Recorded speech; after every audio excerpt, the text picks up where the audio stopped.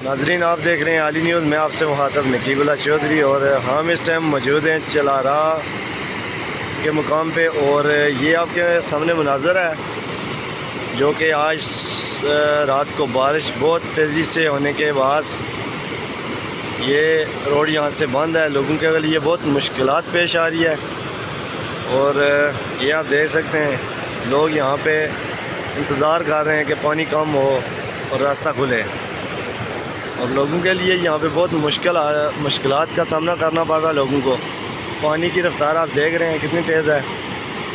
और ये हम आपको दिखा रहे हैं, ये दरख्त जो यहाँ पे पड़ा हुआ है ये रत्ती डेयरी के मुकाम पे था।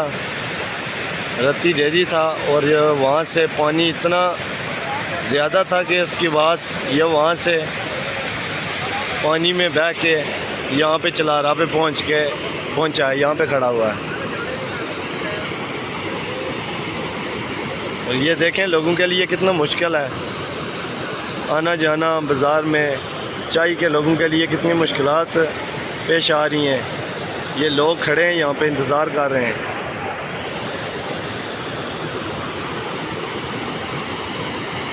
कुछ देर सुबह का टाइम है, सुबह के टाइम यहाँ से एक मोटरसाइकिल भी गिरा है, जैसा कि बताया लोगों ने कि मोटरसाइकिल एक गिरा है। और बंदा खुद बच गया, मोटरसाइकिल गिरा हुआ था उसको भी निकाल लिया गया है। अल्लाह का फजल और करम से जानी नुकसान नहीं हुआ।